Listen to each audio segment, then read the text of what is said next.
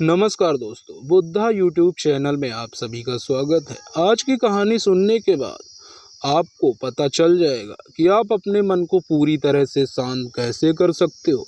दोस्तों, यदि आप चैनल पर नए हो तो इस चैनल को सब्सक्राइब कर लेना।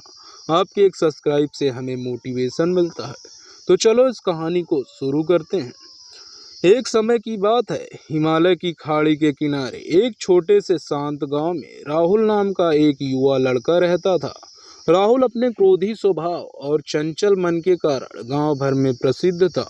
उसका मन हर समय विचारों से भरा रहता था। सोचो कि उसके विचारों के तूफान ने उसके मन को एकदम बेचैन कर दिया था। उसके जीवन में शांति मानो गायब हो गई थी और वह हमेशा अपने ही ख्यालों में खोया रहता था और तनावपूर्ण जीवन जी रहा था। उसके अशांत मन और क्रोध के कारण उसके अपने परिवार के सदस्यों और गांव वालों से भी संबंध अच्छे नहीं थे, जिससे वह और भी अधिक अकेला और अपमानित महसूस करने लगा। वह और भी अधिक मानसिक तनाव की स्थिति में चला जाता है। एक समय की बात है, राहुल अपने गांव की गलियों में घूम रहा था। तभी उसकी मुलाकात एक बौद्ध भिक्षु से हुई, जो एक पेड़ की छाया के नीचे ध्यान में बैठे थे। बौद्ध भिक्षु के चेहरे से निर्मल शांति की आभा झलक रही थी। एक असीम शांति में राहुल बौद्ध भिक्षु की ओर आकर्षित हुआ। जब राहुल बौद्ध भिक्षु के करीब आया तो उसे अपने आसपास एक सकारात्मक ऊर्जा का एहसास हुआ। यह एहसास कि इस असीम शांति और सकारात्मक ऊर्जा का स्रोत कहीं न कहीं इस बौद्ध भिक्षु के भीतर ही है। इसीलिए वह वहीं बैठकर उनकी आंखें खुलने का इंतजार करने लगा। थोड़ी देर बाद जब गौतम बुद्ध की आंखें खुली तो उसने एक युवा लड़के को अपने सामने बैठा पाया, जो बहुत तनावग्रस्त और नकारात्मक भावनाओं से भरा हुआ लग रहा था। राहुल ने बौद्ध भिक्षु की ओर उदार भाव से देखा और बहुत विनम्रता से कहा, मालिक, मेरा मन बहुत अशांत है और मेरे मन के विचार मुझे खाए जा रहे हैं। मुझे एक पल के लिए भी शांत महसूस नहीं हो रहा है। क्या आप मुझे सिखा सकते हैं कि मैं अपने अशांत मन को कैसे शांत करूं? बौद्ध भिक्षु ने राहुल की पीड़ा को समझते हुए करुण दृष्टि से देखा और कहा, मेरे प्यारे बच्चे, मैं तुम्हें एक कहानी सुनाना चाहता हूँ। इस कहानी में मानसिक शांति और खुशी के रहस्य छिपे हैं। क्या आप कहानी सुनना चाहेंगे? राहुल ने हाँ में सिर हिलाया और पूरी एकाग्रता के साथ कहानी सुनने को तैयार हो गया। उसके अंदर जिज्ञासा चरम पर थी। वह कहानी सुनने को बेताब था। बहुत समय पहले की बात है, एक नगर में शक्ति नाम का एक आदमी रहता था। शक्ति बेहद महत्वाकांक्षी व्यक्ति था और उन्हें हर काम में लोगों से मदद की जरूरत पड़ती थी। यदि उसे किसी से असफलता और बुराई सुनने को मिलती थी तो वह गहरी चिंता और तनाव में चला जाता था।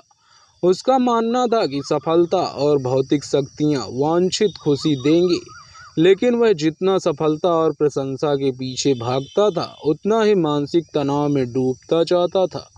लेकिन अचानक शक्ति का सामना उस समय के मशहूर बौद्ध भिक्षु से हो गया, जिसका नाम महाकौशल था। महाकौशल अपने शिष्यों को ध्यान की शिक्षा देते थे और वह स्वयं एक बहुत ही ध्यानमग्न और प्रबुद्ध व्यक्ति थे। महाकौशल की अद्भुत एकाग्रता से प्रभावित शक्ति ने उनसे अपने भटकते मन को शांत करने का उपाय जानना चाहा। शक्ति ने कहा, महान, मैं हमेशा सफलता के पीछे भागता हूँ और लगातार अधिक हासिल करने की कोशिश करता हूँ, फिर भी मुझे कोई क्षणिक संतुष्टि या आत्मसंतुष्टि नहीं मिलते। इस निरंतर बेचैनी के बीच में शांति कैसे पा सकता हूँ? बौद्ध भिक्षु ने करुण दृष्टि से उसकी ओर देखा और उत्तर दिया, आपका मन एक अशांत नदी की तरह है जो हमेशा बहती रहती है। आप कभी भी शांत नहीं रह सकते। इसीलिए इस शांत मन को शांत करने के लिए आपको अपने विचारों को बिना किसी रुकावट के जाने देने की कला सीखनी होगी। शक्ति को आश्चर्य हुआ और उसने पूछा कि मैं अपने विचारों को कैसे जाने दूं? आखिर मैं भी तो अपनी इच्छाओं और महत्वाकांक्षाओं से बंधा हुआ हूँ। यह सुनकर बौद्ध भिक्षु मुस्कुराए। बौद्ध भिक्षु कहा, कल्पना करें कि आपके हाथ में पानी का एक गिलास है। अब आप इसे जितनी देर तक पकड़ कर रखेंगे, यह उतना ही भारी होता जाएगा, और अगर आप इसे काफ़ी देर तक पकड़े रहेंगे तो आपके हाथ में दर्द होने लगेगा। लेकिन अगर आप उस पकड़ को ढीला कर देंगे और छोड़ देंगे तो आपका बोझ खत्म हो जाएगा। राहुल ने पूरी कहानी और उसका संदेश ध्यानपूर्वक सुना। वह समझ गया कि अपने विचारों और इच्छाओं से चिपके रहने से उसका बोझ बढ़ जाता है और अंदर ही अंदर अशांति पैदा कर देता है।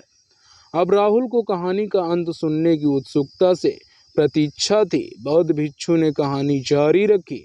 एक बौद्ध भिक्षु की बात मानकर शक्ति ने विचारों को त्यागने का अभ्यास शुरू कर दिया। वह बिना किसी पूर्व निर्णय के अपने विचारों और भावनाओं को आते और जाते देखता था। अब उसके विचारों को पकड़ना बंद कर दिया। विचार उठते थे और अपने आप चले जाते थे। धीरे धीरे उसे यह एहसास होने लगा कि उसकी इच्छा और भावना ही सभी दुखों का कारण है। जैसे जैसे शक्ति ध्यान में उतरता गया, उन्होंने पाया कि वर्तमान में जीना ही आंतरिक शांति का एकमात्र स्रोत है। वह खुद को वर्तमान में स्थापित करके अपने मन को निरंतर बकवास छुटकारा पा सकता था। धीरे धीरे शक्ति का मन एक शांत झील की तरह हो गया, जो बाहरी दुनिया को अपने अंदर प्रतिबिंबित करती है। उन्होंने जीवन की सादगी में संतोष को अधिक महत्व दिया और भौतिक संपत्ति के प्रति अपना लगाव छोड़ दिया। जैसे ही शक्ति में से बदलाव की खबर लोगों के बीच फैली, दूर दूर से लोग मार्गदर्शन लेने आने लगे। लोगों को विचारों को मुक्त करने की कला सीखना और उन्हें अपने भीतर शांति खोजने के लिए मार्गदर्शन करना, वह लोगों के बीच शांति और ज्ञान का प्रतीक बन गया। शक्ति और साधु की कहानी समाप्त कर महाकौशल बौद्ध भिक्षु कुछ देर के लिए चुप हो गए, ताकि इस कहानी का अर्थ राहुल के मन में अच्छी तरह बैठ जाए। राहुल ने बौद्ध भिक्षु की ओर देखा तो उसकी आंखों में अब एक नई समझ दिखाई दे रही थी।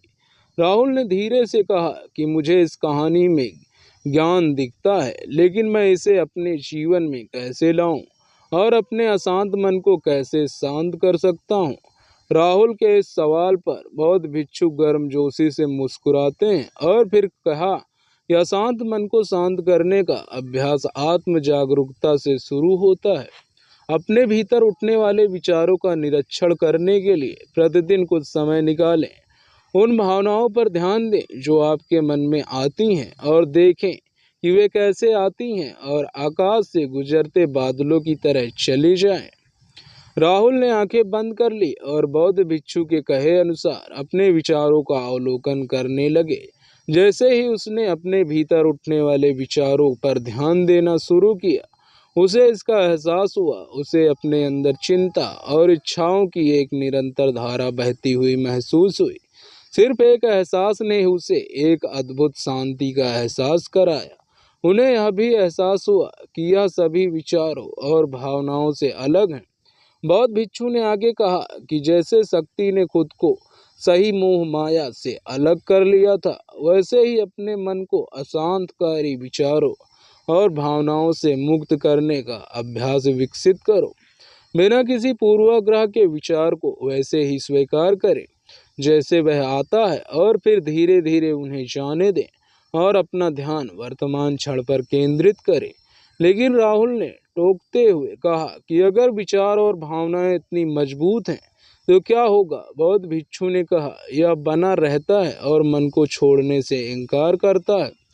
बौद्ध भिक्षु ने राहुल की बात से सहमति जताते हुए सिर हिलाया और कहा, ऐसे कई मौके आएंगे जब आपके मन में सवालों का बवंडर चल रहा होगा, जब आपका दिमाग आपकी बात ही नहीं सुनेगा।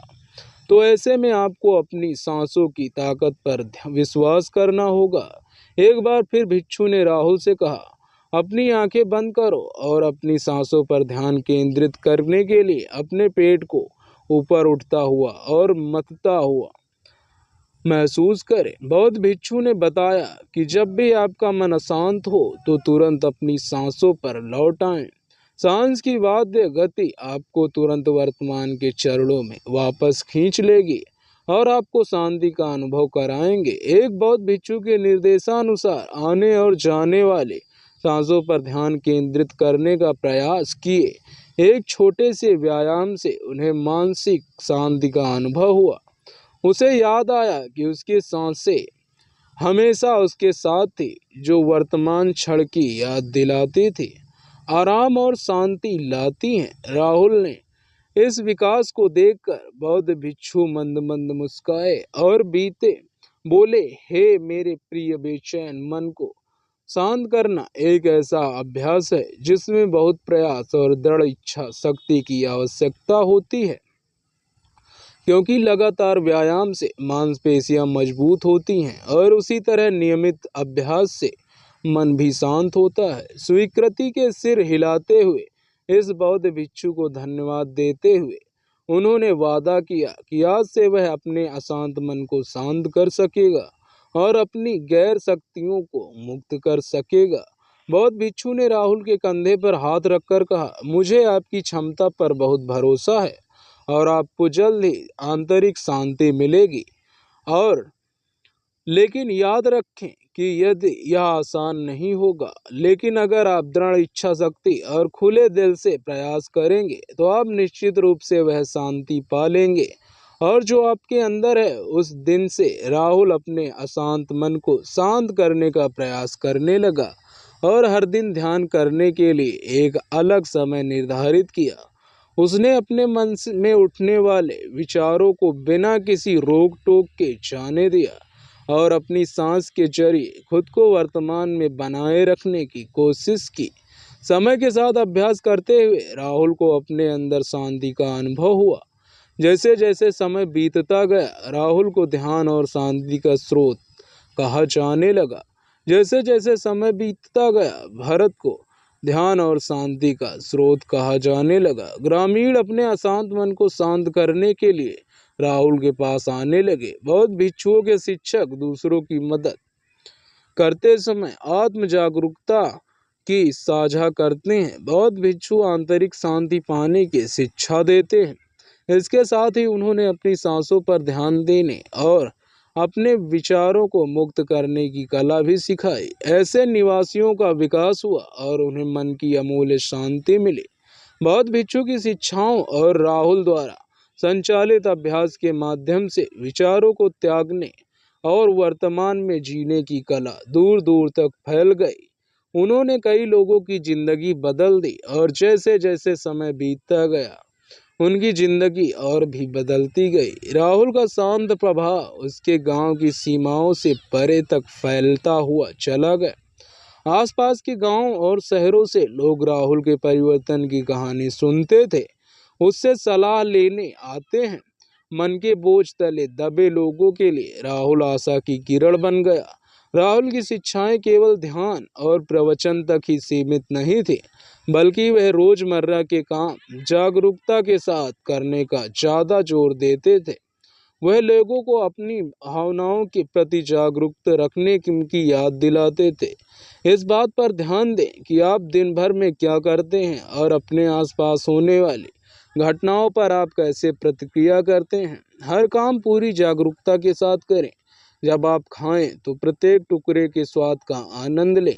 जब आप सूरज की रोशनी के सामने खड़े होते हैं तो उसकी गर्मी महसूस करें। लोग क्या करते हैं उसे ध्यान से सुनें और समझें। छोटे छोटे बदलाव से लोगों के जीवन में चमत्कारिक परिवर्तन आते हैं। राहुल की शिक्षाओं की लोगों ने सीखा कि जीवन का आनंद वर्तमान में जीने में है।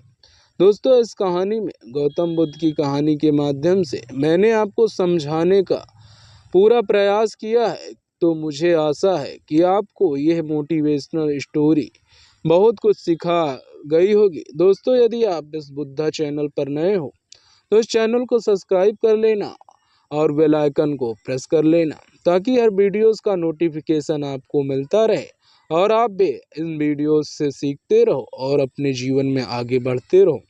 दोस्तों, सब्सक्राइब ना करना मत भूलना, क्योंकि आपके एक सब्सक्राइब से हमें मोटिवेशन मिलता है। दोस्तों, इसी तरह आगे बढ़ते रहो और हमें इजाज़त दो। आप सभी अपना ख्याल रखो। धन्यवाद। मिलते हैं आगे की कहानी में।